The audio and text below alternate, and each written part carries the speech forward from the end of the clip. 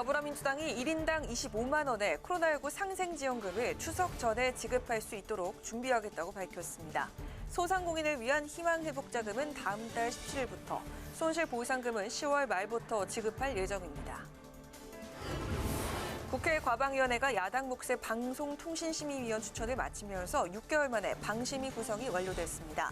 하지만 추천 후에도 여야는 상대당 추천 인사의 정치적 편향성을 주장하며 공방을 벌였습니다. 국회 문화체육관광위원회가 소위를 열어 민주당이 중점 추진하고 있는 언론중재법 개정안을 심사했습니다. 민주당은 8월 국회 처리를 추진하고 있지만 국민의힘은 언론 재갈물리기법이라며 강하게 반발했습니다. 뉴스앤 파워 인터뷰. 오늘은 국회 국방위원회 소속인 국민의힘 강대식 의원과 함께 청해부대 장병들의 집단 감염 사태와 관련한 정부 대응의 문제점과 윤석열 전 총장의 입당을 둘러싼 당내 움직임을 짚어봅니다.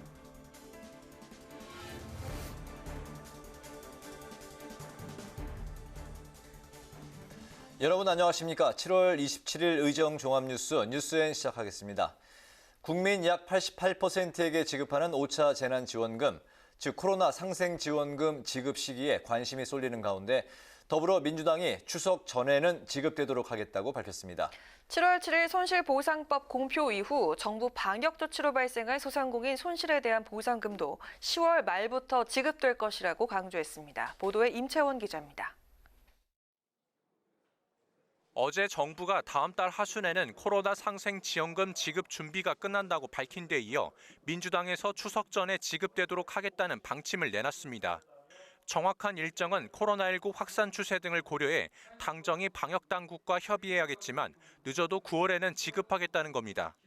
지급 방식은 1차 전국민 재난지원금과 동일하게 온오프라인 신청을 통해 신용 체크카드나 지역 사랑 상품권 등을 선택해 지급받습니다. 지급 시기는 코로나19 확산세 등을 감안하여 최종 결정될 예정이나 추석 전에는 지급되도록 준비토록 하겠습니다. 민주당은 소상공인 손실보상금은 10월 말부터 지급될 것이라며 내년도 예산을 활용해서라도 차질 없는 보상이 되도록 하겠다고 밝혔습니다. 7월 7일 손실보상법 공포 이후 정부의 방역조치로 발생한 손실에 대해 보상하는데 산정 방식은 10월에 열리는 손실보상심의위원회에서 확정됩니다. 방역 단계 격상으로 발생된 손실에 1조 원을 반영하고 추가 소요 발생 시 내년도 예산을 활용해 차질 없는 보상이 되도록 하겠습니다. 소상공인 소기업 피해 지원을 위한 희망회복자금은 다음 달 첫 주 사업 공고 후 17일부터 신속히 지급되도록 하겠다고 강조했습니다. 희망회복자금은 지난해 8월 16일부터 올해 7월 6일까지 방역조치로 인해 피해를 입은 소상공인 자영업자에게 최대 2천만 원을 지원합니다. 이 밖에 2차 추경에서 방역과 차단 강화에 추가 확보한 5천억은 의료 인력과 손실보상, 확진자 치료 등으로 제대로 활용되도록 하겠다고 밝혔습니다. 국회 방송 임천입니다. 국회 과학기술정보방송통신위원회가 김우석 미래전략개발연구소 부소장과 이상휘 세명대 교수를 야당 몫의 방송통신심의위원으로 추천하는 안건을 의결했습니다. 다만 여야는 위원장으로 유력하게 거론되는 정현주 전 KBS 사장을 두고 편향성 논란을 제기하며 공방을 벌였습니다. 홍혜진 기자가 보도합니다. 지난 1월 4기 임기가 끝난 후 위원 구성을 놓고 여야 이견으로 출범이 지연됐던 방송통신심의위원회가 재가동됩니다. 국회 과방위가 전체 회의에서 국민의힘이 추천한 김우석 미래전략개발연구소 부소장과 이상휘 세명대 교수를 방심위원으로 의결하면서 총 9명의 방심위 구성이 완료된 겁니다. 앞서 청와대는 대통령과 국회의장, 여당이 추천한 7명의 방심위원을 위촉했는데 야당이 문재인 대통령이 추천한 정현주 전 KBS 사장에 반발하면서 야당 목 추천을 미뤄왔습니다. 이날 회의에서도 정 전 사장에 대한 여야의 공방은 이어졌습니다. 국민의힘은 거듭 정 전 사장이 편향된 언론관을 가지고 있다며 임명 철회를 촉구했습니다. 특히 정 전 사장이 방심위원장으로 유력하게 거론되고 있는 데 대해 방심위가 공정방송을 지킬 수 있을지 우려스럽다고 지적했습니다. 소위 보수 언론이라는 데 대해서 정오에 가까운 편향된 언론관을 숱하게 내놓고 있고요. KBS 사장실 편향 논란은 이미 다 익히 아실 겁니다. 민주당은 정 전 사장이 이명박 정부 시절 배임 혐의로 해임됐지만 무혐의 처분을 받았다며 계속 정치적 시비를 거는 건 부당하다고 반박했습니다. 그러면서 국민의힘이 추천한 위원들도 정치적 편향성이 있다며 더는 여야나 대통령이 추천한 인사에 대해 시비 걸지 말아야 한다고 말했습니다. 이상희 후보 같은 경우는 이명박 정부 때 청와대 인사비서관실 선임 행정관을 지냈습니다. 한나라당 이해창 총재 정무 공보보좌로 시작해서 이원우 과방위원장은 5기 방심위 출범이 늦어지면서 약 17만 건의 심의가 밀려 있다며 방심위는 각종 현안을 조속히 처리해달라고 당부했습니다. 한편 국민의힘은 최근 MBC가 도쿄올림픽 관련 부적절한 자막으로 논란을 일으킨 책임을 물어 박성재 사장의 사퇴를 촉구하자고 제안했습니다. 이 위원장은 여야 간사에게 관련 회의 개최 여부를 협의해달라고 요청해 여야가 합의한다면 해당 문제가 과방위에서 논의될 것으로 보입니다. 국회방송 홍혜진입니다. 국회 문화체육관광위원회는 문화예술법안 심사 소위를 열고 언론중재법 개정안을 심사했습니다. 민주당은 언론의 신뢰도를 높이기 위해 반드시 필요한 법안이라며 다음 달 처리를 추진하고 있습니다. 반면 국민의힘은 언론재갈법이라며 강하게 반발하고 있습니다. 김세정 기자의 보도입니다. 문체위에서 논의 중인 언론중재법 개정안을 두고 여야 이견이 팽팽히 맞섭니다. 민주당이 추진하는 개정안은 고의나 중과실에 의한 허위 보도에 징벌적 손해배상을 최대 5배까지 청구하도록 하는 내용입니다. 또 모든 정정 보도를 신문 1면과 방송 첫 화면, 홈페이지 초기 화면에 실도록 강제하는 내용 등이 담겼습니다. 민주당은 허위 제작 보도로 인한 피해에 충분한 배상이 필요하다며 다음 달 25일 내 개정안 처리를 목표하고 있습니다. 오히려 언론 신뢰도를 높여 언론의 자유를 확대시킬 것입니다. 또한 허위 조작 보도로 피해를 입은 국민의 인격권, 재산권을 신속하고 충분히 회복시킬 것입니다. 국민의힘은 언론의 재갈을 물리는 법안이라며 강력 저지하겠다는 입장입니다. 특히 보도 책임이 있는 언론에 최대 5배의 손해배상을 청구한다는 내용을 문제 삼았습니다. 문체위 법안 심사 소위에 참석한 최영두 의원은 기존에 알려진 손해배상 3배 기준도 언론사에는 큰 부담인데 민주당이 여야 합의 없이 5배로 늘렸고 이를 강행 처리하려 한다고 비판했습니다. 국민의힘은 또 이른바 가짜뉴스라는 개념이 모호한 만큼 여당의 언론 통제 의도가 의심된다고 주장했습니다. 일각에선 민주당이 국민의힘의 상임위원장 7석을 넘겨주기 전에 야당 반발이 거센 언론중재법을 포함한 주요 입법 처리를 서두를 것이란 관측도 나오고 있습니다. 다만 민주당 관계자는 언론중재법 처리는 상임위원장 선출과는 관련이 없다며 6월 국회 주요 법안이었기 때문에 오히려 처리가 늦어진 상황이라고 밝혔습니다. 국회방송 김세정입니다. 더불어민주당 선관위의 경고에도 불구하고 이재명 경기지사와 이낙연 전 대표 간 네거티브 공방은 계속되고 있습니다. 민주당은 페어플레이를 위해서 내일 원팀 협약식을 개최할 예정이지만 경선 과열 양상을 잠재울 수 있을지 실효성에도 의문이 제기되고 있습니다. 장정현 기자가 보도합니다. 더불어민주당이 대선을 앞두고 강조하고 있는 원팀 정신. 단결을 키워드로 하고 있지만 경선 룰을 시작으로 촉발된 이재명 대 비이재명계 세대결은 더욱 격화되고 있습니다. 오늘도 당내 1, 2위 대선 주자인 이재명, 이낙연 캠프 진영은 이재명 지사의 백제 발언으로 충돌했습니다. 이낙연 대표가 잘 되는 것이 호남과 대한민국을 위해서 가장 바람직하다. 그런 진심의 말로 잘 되기를 기원했던 말의 일부분을 떼어내서 지역주의 조장으로 몰고 가는 것은 정말 편협한 왜곡이라고 보고 있는 거예요. 전국적인 확장력, 지역적인 확장력은 지역에 있다라고 분명히 말씀을 하시고 특정 지역이니까 좀 힘들다는 논리를 분명히 했습니다.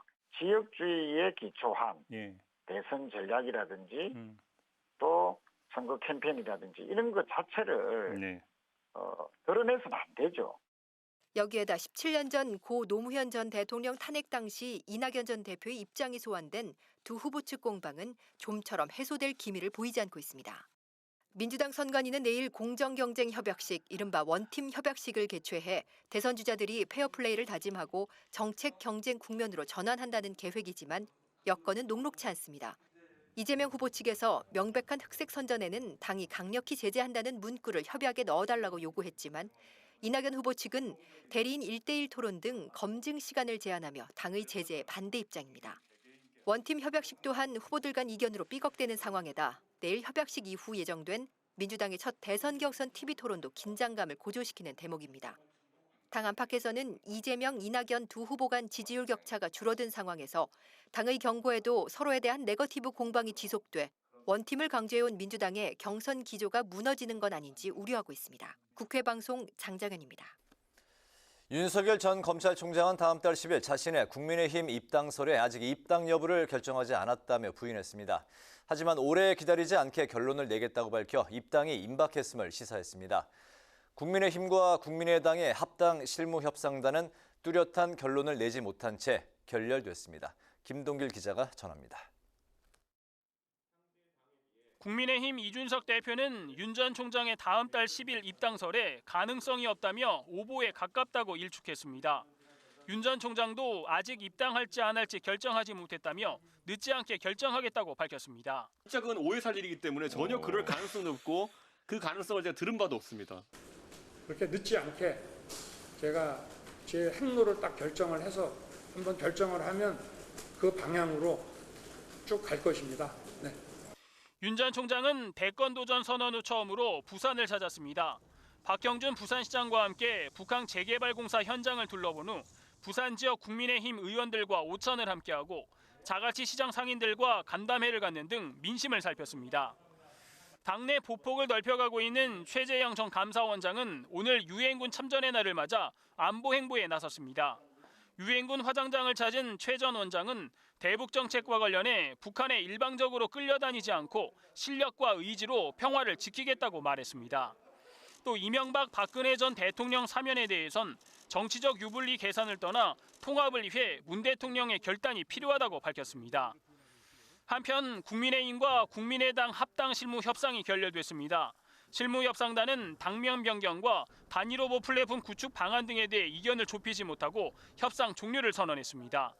이에 따라 국민의힘 이준석 대표와 국민의당 안철수 대표가 양당 합당을 놓고 최종 담판을 벌일 것으로 보입니다. 국회 방송 김동길입니다. 국회 국방위원회 대표단이 오늘부터 3박 5일 일정으로 미국을 방문해 한미동맹 발전을 위한 협력 방안을 논의합니다. 민홍철 국방위원장과 더불어민주당 김병주, 국민의힘 한기호 의원은 미국 워싱턴 DC에서 아담 스미스 하원 군사위원장을 만나 전시작전권 전환을 비롯해 한미연합훈련과 방위비 협상 등에 대한 우리 측 입장을 설명할 예정입니다. 내일은 아만다 도리 국방부 정책부차관 대행과 태미 더거스 상원의원을 만나 미국 정부의 얀센 백신 100만 명분 지원에 사의를 표시할 계획이며 오는 29일에는 하와이에서 존 아킬리노 미국 인도태평양 사령관과 회동할 예정입니다.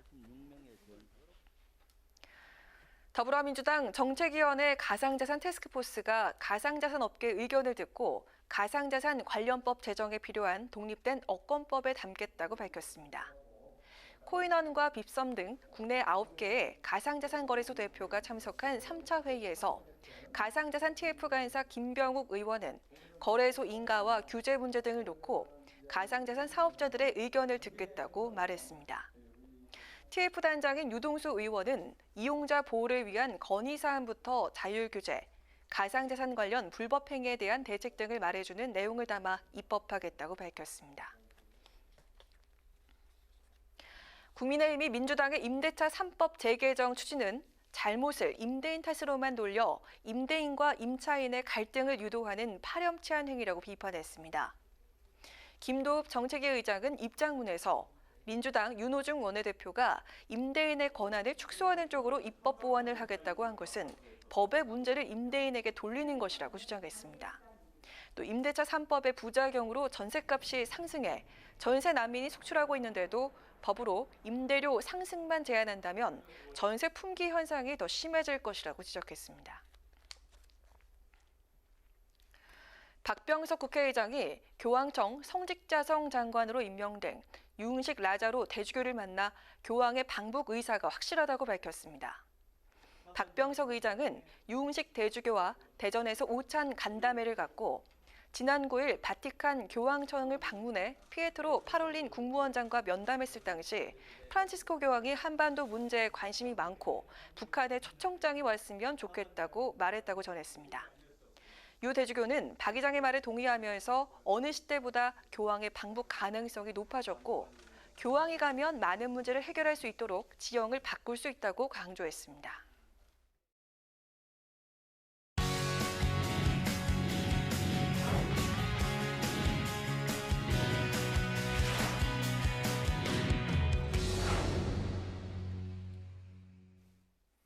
네, 오늘 이슈 분석 박지영 기자와 함께합니다. 박 기자, 어서 오세요.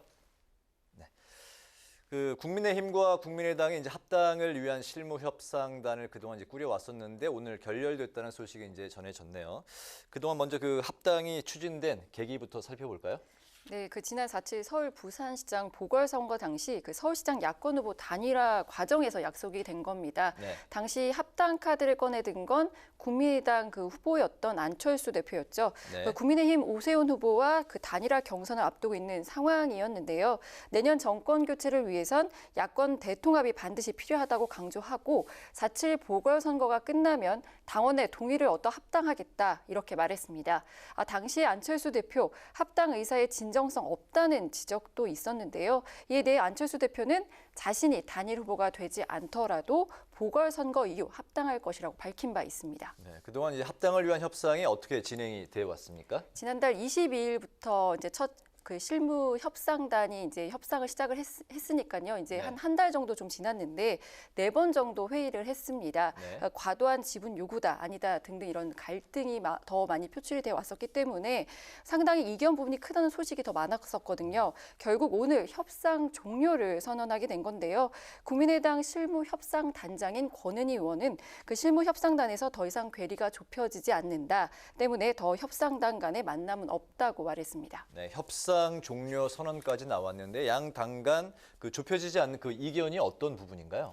오늘 양당 실무 협상단의 발표를 보면 이제 3가지 정도로 요약이 됩니다. 네. 먼저 당명 변경의 문제인데요. 국민의힘은 당명을 일단 유지하자. 그리고 대선 후보 결정 후에 후보에게 일임하자는 입장이고요. 반면에 이제 국민의당은 이 당명 변경은 통합의 상징이기 때문에 당명 변경이 필요하다는 입장을 요구한 겁니다. 네. 직접 들어보실까요? 4.7 보선에서 승리도 했고 그리고 지금 당 지지율이 상당히 높기 때문에 여러 가지 경제적인 문제도 있기 때문에 이 부분은 계속 썼으면 한다. 또 대선을 위한 야권 단일 후보 플랫폼 구축 방안에 대해서도 이견을 좁히지 못했습니다. 국민의당은 장외 대선 주자들에게 좀 더 공정한 경선 기회를 주자는 취지에서 양당의 대선 후보 선출 규정을 배제하고 별도의 위원회를 설치하자고 제안을 했지만요. 국민의힘은 이 부분을 양당 대표 간 회동을 통해 논의하자는 입장입니다. 그러면서 이미 가동 중인 국민의힘 경선준비위원회에 국민의당이 합류하라는 역제안도 했습니다. 마지막으로 당원 당규에 차별 금지 조항을 담는 것도 쟁점이었는데요. 국민의당은 새로운 통합정당 당원 당규에 차별금지위원회 관련 규정을 두자고 요구했지만 국민의힘은 수용하기 어렵다는 입장을 밝혔습니다. 네, 협상 중단을 알린 양당의 신경전도 이제 만만치 않았던 것 같은데 결국 서로에게 책임을 전가하는 거죠. 그렇습니다. 이제 양당의 실무 협상단 오늘은 이제 1시간 반 정도 회의를 진행하고 난 뒤에 앞서 말씀드린 이제 결과들 쟁점변 논의 사항을 발표했던 건데 네. 국민의당 실무 협상 단장인 권은희 의원 그동안 협상 과정에서 느꼈던 불만을 토로를 했습니다.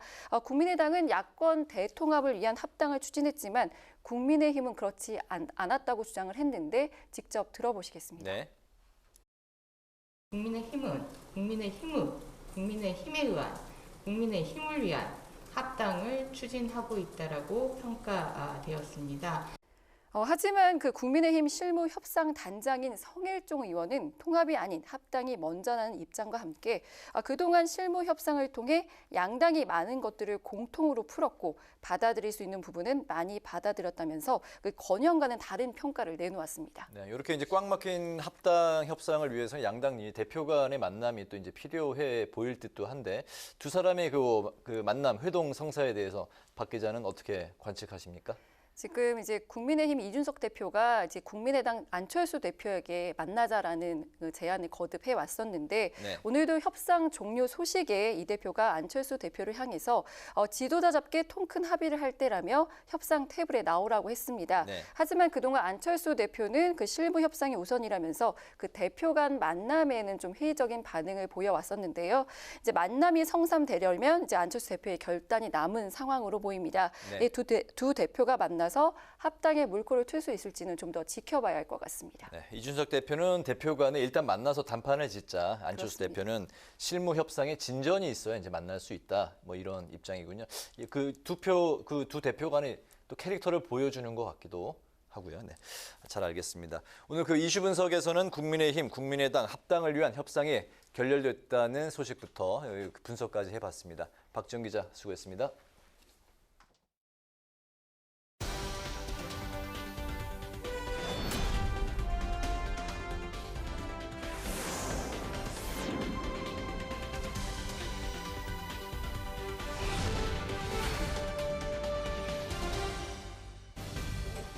강아랑의 정치톡 시간입니다. 7월 27일 시선을 집중시킨 정치 뉴스 만나보시죠.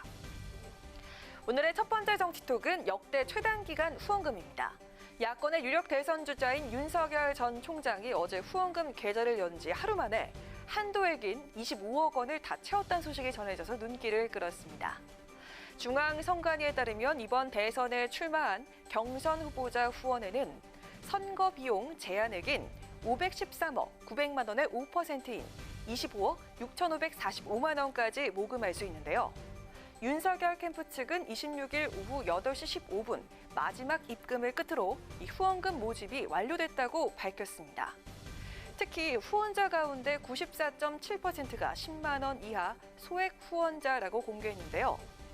여야를 통틀어서 후원금 모집 한도액을 첫날에 채운 건 윤 전 총장이 처음입니다. 또 가장 많은 후원금을 모집한 건 역시 윤 전 총장입니다. 이보다 먼저 후원금 모금에 나섰던 여당 후보들의 경우에는 첫날에 이재명 후보가 9억, 이낙연 후보는 8억, 추미애 후보는 2억여 원을 모금했었습니다. 가장 많았던 이재명 후보와 비교해봐도 윤 전 총장이 2배 넘게 빠른 속도입니다. 정치권에서 최단 기간 내 최다 모금 기록을 다시 썼다는 평이 나오고 있습니다. 윤 전 총장은 페이스북을 통해서 정권 교체를 염원하는 국민의 열망이 표출된 결과가 아닐까 생각한다며 공정의 대한민국 꼭 만들어내겠다고 감사 인사를 전했습니다. 후원회 측은 미국의 경우 여론조사 지표보다 후원금 모금을 더 중요한 민심의 척도로 평가한다며 최근 일부 여론조사에서 나타났던 윤 전 총장의 지지율 하락세가 다시 반등할 것으로 기대했는데요. 국민의힘 내에서 윤석열계로 통하는 권성동 의원도 오늘 이와 같은 의견을 내놨습니다. 아마 입당 논란으로 인한 피로감이 여론조사에 좀 반영되지 않았느냐. 저는 그렇게 좀 분석을 하고 있기 때문에 이제 입당을 하고 또 후원 계좌 열자마자 하루 만에 25억이 다 찼잖아요. 그렇죠. 그만큼 윤석열에 대한 국민적 지지가 굉장히 높고 기대감이 크다라는 반증이거든요. 그래서 그런 것이 결합이 되고 하면은 뭐 내주에는 좀 반등이 있지 않을까 이렇게 저는 보고 있습니다. 이따인 설화와 입당 논란으로 최근 위기를 겪고 있던 윤 전 총장. 과연 역대 최단 기간 후원금 모집이라는 지지층 결집 소식이 국민의힘 입당을 고심 중인 윤 전 총장의 행보나 지지율에 변화의 기폭제가 될 수 있을까요? 이어서 오늘의 두 번째 정치톡입니다. 13개월 만에 복원입니다. 그동안 꽁꽁 얼어붙었던 남북관계 모처럼 훈풍이 불어왔습니다. 오늘 오전 10시를 기해서 남북 간 통신 연락선을 전면 복원하기로 합의했다는 소식인데요. 지난해 6월 북한이 대북전단 살포에 반발하면서 판문점 터널을 비롯한 모든 연락망을 끊었고 개성에 남북 공동연락사무소를 폭파한 지 13개월 만입니다. 청와대가 오늘 긴급 브리핑을 통해서 이 같은 내용을 발표했습니다. 직접 들어보시죠. 남북 양 정상은 지난 4월부터 여러 차례 친서를 교환하면서 남북 간 관계 회복 문제로 소통해 왔으며 이 과정에서 우선적으로 단절되었던 통신 연락선을 복원하기로 합의하였습니다. 양 정상은 남북 간에 하루속히 상호 신뢰를 회복하고 관계를 다시 진전시켜 나가자는 데 대해서도 뜻을 같이 하였습니다. 네, 한편 비슷한 시각 북한도 조선중앙통신 보도를 통해 친서 교환과 연락선 복원 소식을 보도했습니다. 남북이 발표 시점을 사전에 조율한 것으로 보이는데요. 양측은 통신선들에 대한 기술적 점검을 거쳐서 남북 공동연락사무소 연락대표 간에 11시 4분부터 약 3분간 게시통화를 한 것으로 전해졌습니다. 우리 측은 예전처럼 정기통화를 오전 9시와 오후 5시 하루 2번 하자고 제안을 했고요. 북측도 이에 호응했다고 합니다. 청와대는 이번 통신선 복원이 앞으로 남북관계 개선 발전에 긍정적으로 작용하게 될 것이라고 전망했습니다. 정치권도 일제히 환영의 목소리를 냈지만 여야 간 온도차는 뚜렷했습니다. 민주당은 이소영 대변인 브리핑을 통해서 남북 간 한라인 복원으로 그간 경색됐던 한반도 관계에 청신호가 켜졌다며 한반도 평화 프로세스가 다시 속도를 낼 수 있게 됐다고 호평했습니다. 야당인 국민의힘 역시 양준우 대변인 논평을 통해 어떠한 관계에서도 물밑 대화는 이뤄져야 한다며 환영의 뜻을 밝혔습니다. 다만 이번 통신 복원이 일방 구애가 아닌 소통의 계기가 돼야 한다고 강조했습니다. 주요 외신들은 관련 소식을 일제히 전하면서 장기간 교착 상태에 빠진 북한 핵 협상의 돌파구를 마련했다고 의미를 부여하기도 했습니다. 통신 연락선 복원이 남북 대화 재개의 돌파구가 되고 한반도 평화 시계를 되돌리는 계기가 될 수 있을지 지켜봐야겠습니다. 지금까지 강아락의 정치톡이었습니다.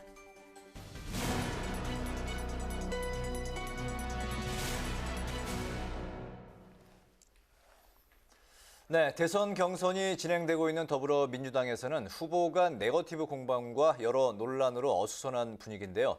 당 지도부가 내부 혼란을 어떻게 풀어나갈지 고심이 깊어 보입니다.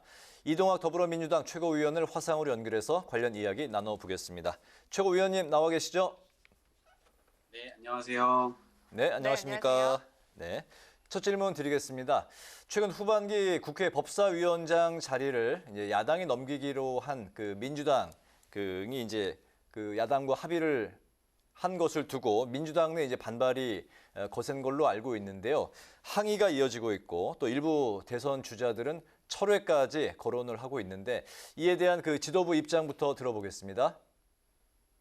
네, 우선 당원분들께서 그동안 여러 가지로 개혁 법안이라든가 이런 미진한 개혁들에 대해 상당히 갈증을 느끼고 있어 왔습니다. 그래서 지금의 항의라든가 이런 기본적인 원인이 법사위에서 제대로 된 개혁이라든가 이런 것들을 좀 추진해 나가야 되는데 그것을 넘겨줌으로 인해서 개혁의 좌초가 되는 것 아니냐라고 하는 우려를 주고 계신 것으로 이해를 하고 있습니다. 당원분들의 반발이라든가 이런 의견들은 저희가 충분히 지금 수렴을 하고 있고요.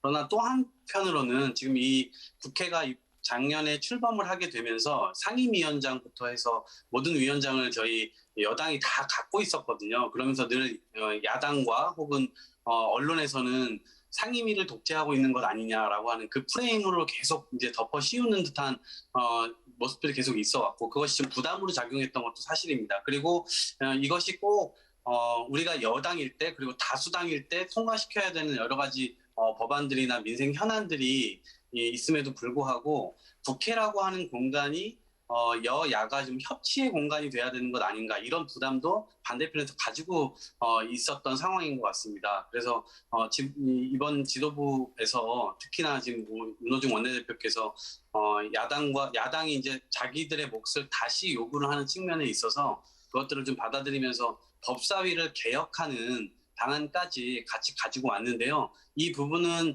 저희가 좀 더 지켜봐야 될 것 같습니다. 그 법사위가 그동안 해왔던 월권적인 행위들 이런 것들을 지금 끊어내기 위한 여러 가지 예를 들면 자꾸 심사 기한을 120일에서 60일로 줄인다거나 혹은 자구와 체계 심사로 한정한다거나 이렇게 해서 몇 가지 장치를 뒀기 때문에 향후에 조금 더 협치에 좀 기반한 혹은 국민들의 이 국회가 아무것도 안 하고 일도 하지 않는 것으로 이게 되는데 일하는 국회 이미지로 탈바꿈할 수 있는 어떤 단초를 연 것이 아닌가 이렇게도 생각을 하고 있습니다.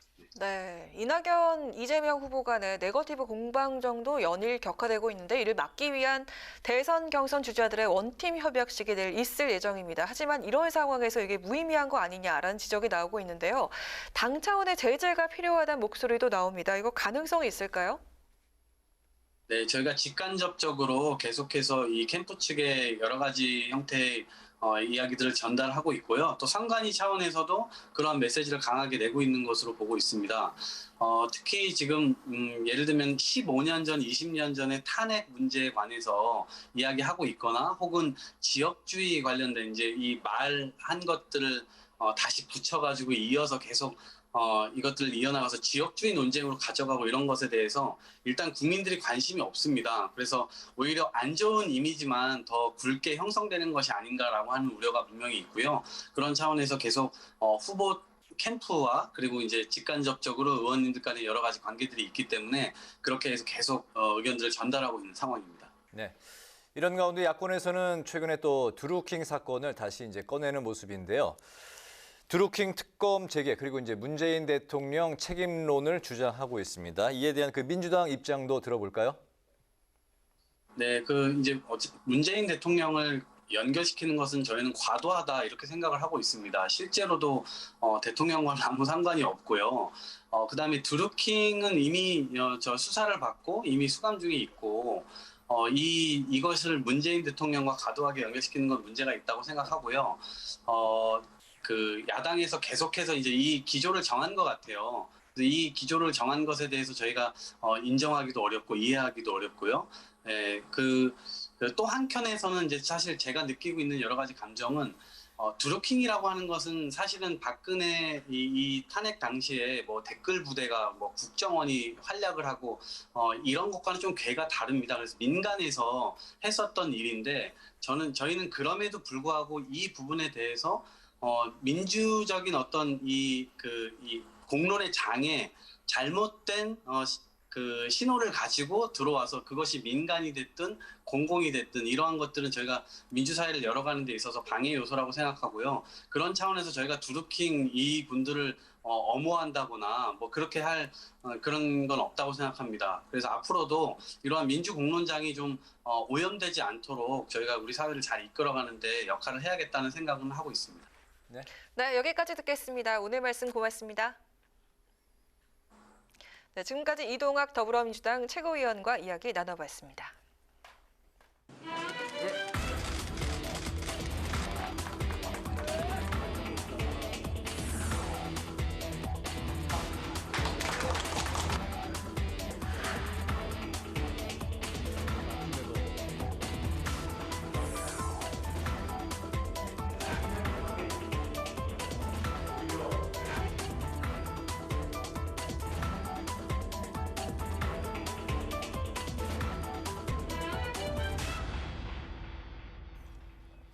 네, 이번 시간은 뉴스앤 파워 인터뷰 코너입니다. 코로나 확산과 대선 전국, 요즘 정치 뉴스의 키워드는 바로 이 두 가지로 요약될 수 있을 것 같습니다. 특히 최근 청해부대 집단 감염 사태를 놓고 여야와 대선 주자들까지 일제히 비판의 목소리를 높였는데요. 오늘은 국회 국방위 소속이신 국민의힘 강대식 의원과 함께 관련된 현안과 당내 이슈까지 짚어보도록 하겠습니다. 의원님 어서 오십시오. 안녕하세요. 안녕하세요. 반갑습니다. 올해 그 두 번째 저희 프로그램에 저희 뉴스에 또 나와주셔서 더욱 감사드리겠습니다. 네, 첫 번째 그 현안부터 질문 드리겠습니다. 국방에 이제 소속이신데요. 먼저 그 청해부대 집단 감염 사태 관련 이야기부터 말씀을 드리겠습니다. 의원님께서는 이번 사태에 대해서 정부가 초래한 인재다 이렇게 이제 성명을 발표하시지 않았습니까? 인재로 보시는 이유, 또 이번 사태의 가장 큰 문제점이 뭐라고 생각하십니까? 먼저 앞서서 우리 청해부대 부대원들 국가의 명령을 받고 임무를 수행한 데 대해서 감사의 말씀을 드리고 코로나 확진 받은 우리 장병들 빠른 쾌유를 먼저 빕니다. 네. 제가 왜 인재다라고 이렇게 말씀을 드리는가 하면 사실 백신을 미접종 상태에서 출발을 했고 배의 특성이 보면 밀접, 밀집, 밀폐 이런 상황에서 감염병이 막 확산될 수 있는 어떤 제일 위험성이 있는데도 불구하고 네. 첫 번째 이유가 파병 준비 과정에서 미흡한 점이 많았다. 그 이유는 역학조사관이라고 있습니다. 네. 역학조사관을 2명을 두기로 되어 있는데 네. 이 역학조사관이 이제 배에 승선하는 우리 의사를 이야기하는데 여기에 보면 외과 의사, 그다음에 마취 의사 네. 이 두 분을 승선시켰어요. 네. 역학조사관으로요. 역학조사관으로. 네네. 그러니까 결국 이런 뭐 감기 증상이라든지 뭐 코로나 증상이 왔을 때 빠른 대응이 있어가 호흡기 의사가 있어서 역학조사를 빨리 해야 되는데도 불구하고 네. 이런 게 이루어지지 않았고 그다음에 출발할 때 신속 항원 검사 키트라고 있었습니다. 네. 이게 20개가 우리 청해부대에 배정이 됐는데 수령을 하지 않고 그냥 갔습니다. 그게 첫 번째 이제 이유고 두 번째로는 조기 대응에 실패했다. 즉 6월 28일 날 보급품을 적재를 했습니다. 적재를 했는데 7월 5일까지 거리두기라든지 역학조사라든지 이런 게 전혀 이루어지지 않았습니다. 네네. 그리고 세 번째는 보면 발생 이후에 넉장 보고였죠. 국방부 장관이라든지 합참 의장이 보고받은 시점은 7월 12일 저녁 오후 시간대입니다. 그러니까 이게 코로나가 아니더라도 예를 들어 감기 증상 증후군이 있어서 이렇게 했는데 중간에 이제 막 전파가 됐을 거 아닙니까? 네네. 그런데도 불구하고 12일이나 뒤에 보고를 받았다. 그 다음에 이제 이게 우리 고유의 업무 작전 변경이 있었습니다. 네네. 작전 변경, 그건 뭐 여기서 내가 뚜렷하게 말씀을 못 드리고 12,000km랑 떨어진 곳에 작전 변경이 있었는데 그 작전 변경 지역이 코로나 현 상황이라든지 그 현지 상태를 전혀 파악을 하지 않고 그걸로 옮겨갔다. 네네. 만약 옮겨가지 않았으면 이런 일이 발생하지도 않았을 수도 있다. 이거는 뭐 국방부 장관 윗선에서 아마 이런 작전 변경 지시가 내렸을 것이다. 이렇게 보고요. 그다음에 기국 작전을 이렇게 신속하게 완료를 했습니다. 네. 만약 백신 접종 작전을 이렇게 신속하게 했더라면 아마 이번 사태와 같은 일은 일어나지 않을 것이라 이렇게 생각하기 때문에 군 통수권자라든지 군 지휘부가 총체적 부실이 초래한 어떤 하나의 인재라 네. 그렇게 저는 생각을 합니다. 네, 여러 그 문제점이 이제 드러나기도 했는데 서욱 국방부 장관은 이제 주로 기항하는 오만 정부의 백신 접종 관련해서 이제 협조를 구했는데 그게 잘 이루어지지 않았다라고 이제 해명을 하기도 했습니다. 이 부분에 대해서 외교적 절차 없이 현지 무관이 그러니까 유선 전화로만 현지 정부의 백신 접종을 그 협조를 요청할 수 있는 건지 이 부분에 대해서는 어떤 입장이신가요? 어제 우리 국방상임위원회가 열렸지 않습니까? 네. 어제 제가 이제 질문 요지는 유엔이라든지 현지 거기 파병부대가 우리 부대만 있는 게 아니고 다양하게 파병부대가 있습니다. 네. 이런 부대에 협조 요청을 했느냐라고 이렇게 물었을 때 오만 정부에 협조를 요청했다라고 이렇게 대답을 했습니다. 네. 그런데 국가적 차원에서는 그래도 어느 정도 최선을 다했구나라고 어제는 이렇게 생각이 들었는데 네. 오늘 언론상에서 보면 외교부라든지 관련 부처들과 전혀 협조가 없었다. 그다음에 현지 무관이 오만 정부에 2차례 전화 요청을 했다. 오만 정부가 그 현지 무관이 요청하는데 쉽게 잘 응하리라고는 생각지 않습니까? 이 국가적인 차원에서 협조를 요청해야 되는 어떤 그런 사안입니다. 네네. 그런데도 국방장관은 어제 국회에 출석해 가서 책임을 회피하는 하나의 면피성 발언이라고밖에 생각이 들지 않는 겁니다. 네네. 저희들은.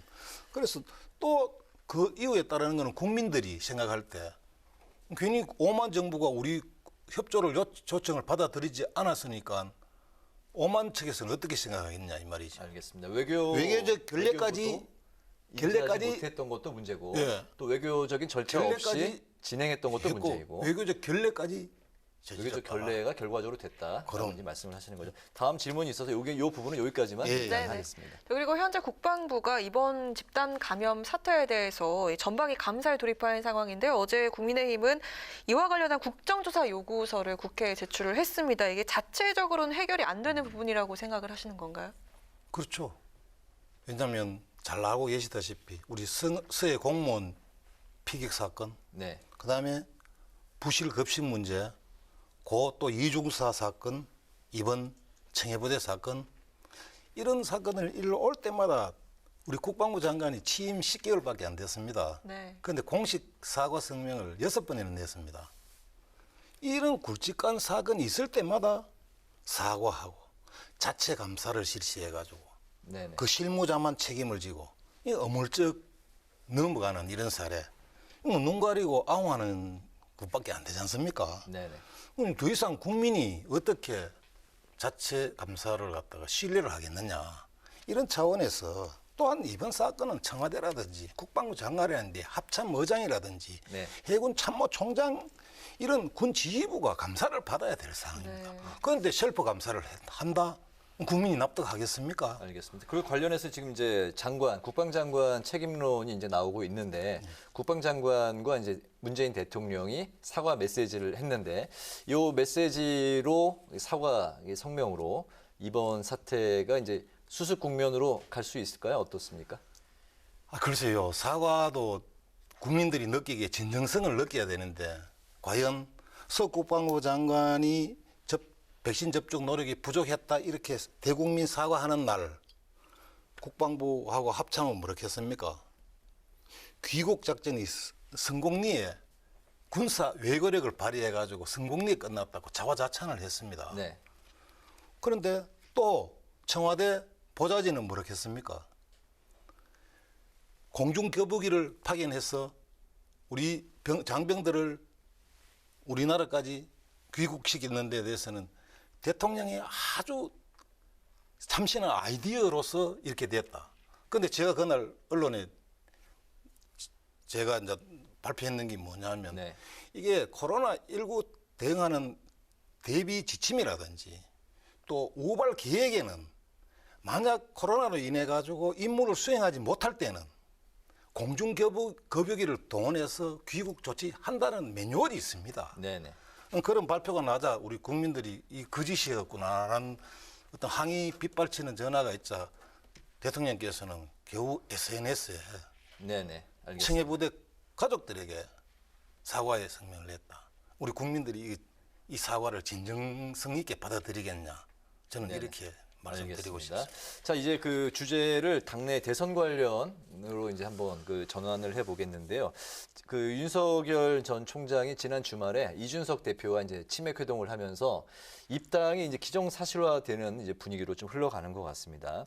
아직 구체적인 입당 시기를 결정하지는 않았다는 이야기가 오늘 또 이제 나오긴 했는데, 윤 전 총장 선거 캠프에 국민의힘 인사가 이제 대거 합류하면서 국민의힘 당 내에서도 이 갈등이 좀 일어나는 것 같습니다. 뭐 그 징계 이야기도 나오고 있고요. 의원님께서는 이런 상황에 대해서는 어떤 입장이신가요?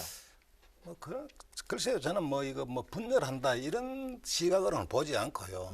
저는 이렇게 봅니다. 우리 국민들이나 우리 당 대표나 우리 중진 의원들이나 우리 국회의원들이나 전부 다 지금 뭐를 희망하고 있습니까? 정권 교체를 희망하고 있지 않습니까? 그런 차원에서 또 당대표로서는 우리 경선 주자를 한 곳에 우리 국민의힘이 플랫폼이 되어서 한 곳에 천다 모아가지고 정말 국민들이 제일 원하는 그런 주자를 뽑기 위한 의무가 또 있습니다. 뽑을 의무가 당대표로서는 지난 우리 4.27 서울시장 보궐선거에서도 우리가 잘 나타났는 어떤 반면교사를 삼아서 그래 하고자 하는 그 과정이라고 저는 그렇게 생각합니다. 그 과정 속에는 조금 잡음, 조금 안 좋은 소리 이런 것도 나오긴 마련인데 모든 것이 정권 교체라는 어느 하나의 큰 명제 속에 우리가 지금 달려가는 하나의 과정이라고 이렇게 봐주면 참 좋겠다. 알겠습니다. 이런 생각이 듭니다. 네. 윤 전 총장 행보를 한번 보면요. 광주에 가서는 5.18 정신을 계승하겠다고 하고 또 대구에 가서는 박근혜 전 대통령에게 송구하다 이렇게 말을 했는데요. 좀 방향성에 혼란이 있는 것 같은데 대구 민심이 어떻습니까? 제가 평가할 문제는 네네. 아니고 뭐 국민들하고 당원들한테 이 마음을 얻는 과정에서 윤 후보께서 조금 메시지의 어떤 뭐랄까 정무적 판단이 네. 조금 미흡한 점은 조금 있었어요. 그렇지만 앞으로 이제 우리가 경선이라든지 대선까지는 아직 약 한 7개월 이상이 남았지 않습니까? 그렇다고 봤을 때는 이 과정에서 훌륭한 우리 인재를 갖다가 우리 당에서 후보를 뭐 경쟁력을 이렇게 출연시키고 또 국민의 지지를 받아야 될 어떤 그런 상황인데 아마 지금 지지율이 높다고 해서 이게 끝까지 이렇게 간다고는 누구도 장담할 수 없는 상황이기 네네. 때문에 대구의 민심도 아마 그래 요동치는 어떤 그 상황 속에서 나중에는 하나의 귀결점으로 가지 않겠나. 저는 저도 뭐 대구 시민의 한 사람으로서 네. 그렇게 생각을 합니다. 네. 네, 또 청와대와 정부가 선을 긋긴 했지만 광복절 사면 문제, 네. 박근혜 전 대통령과 이재용 부회장의 특별 사면 가능성이 거론이 되고 있는데 이거 어떻게 될까요? 필요하다고 보십니까? 그렇죠. 제가 대통령이 아니라서 진짜 네, 잘 모르겠지만은 이거는 순전히 대통령의 목이다. 네. 뭐 저는 그렇게 생각하고요. 가령 이제 시간을 끌면서 이걸 정치적으로 이렇게 유불리를 따져가지고 사면 카드를 사용한다 하면 아마 국민의 공분을 아마 살 거라고 그렇게 보고요. 사회 통합이라든지 그다음에 전직 대통령에 대한 애우라든지 또 우리 대한민국의 지금 현 경제 사정 이런 거 총체적으로 종합적으로 요인을 이렇게 고려해 가지고 국민들이 원하는 방향으로 아마 결정되기를 희망하고 우리 국민들도 그렇게 되기를 희망하지 않겠나 저는 그렇게 생각합니다. 알겠습니다. 아마 끝으로 오늘 그 못하신 말씀이나 이 말씀은 꼭 하고 싶다 그런 말씀 있으시면은 해주시죠. 예, 뭐 우리 국민들께서도 100%는 아니지만 지금 현 경제 사정이라든지 현 코로나 전국에서 불평불만 또 좀 이렇게 했으면 참 좋겠는데 우리 정치권에서 이렇게 못 해주는 데 대한 어떤 희망사항 이런 문제들이 많이 있을 거라고 생각합니다. 네. 저희들도 열심히 한다고는 하지만 또 국민의 눈높이에는 많이 부족한 걸 알고 있습니다. 더욱더 열심히 할 수 있도록 뒤에 많이 응원해 주시고 지원해 주시고 우리 국민의힘에 많은 응원 지지를 부탁드리겠습니다. 알겠습니다. 의원님 앞으로도 건강하게 의정 활동에 힘써 주시기를 부탁을 드리고요. 오늘 그 뉴스앤파워 인터뷰에서는 청해부대 장병들의 집단 감염 사태에 대한 정부 대응의 문제점 그리고 윤석열 전 총장의 정치 행보를 중심으로 살펴봤습니다. 지금까지 국민의힘 강대식 의원과 함께했습니다. 의원님 오늘 말씀 감사합니다. 감사합니다. 밤낮으로 이어지는 폭염과 열대야가 좀처럼 꺾일 기미를 보이지 않고 있습니다. 서울은 2주째 폭염 경보가 이어지고 있습니다. 내일도 찜통더위 속에 충청과 남부지방에 요란할 소나기 소식이 나와 있습니다. 오늘 뉴스에는 여기서 마치겠습니다. 시청해주신 여러분 고맙습니다.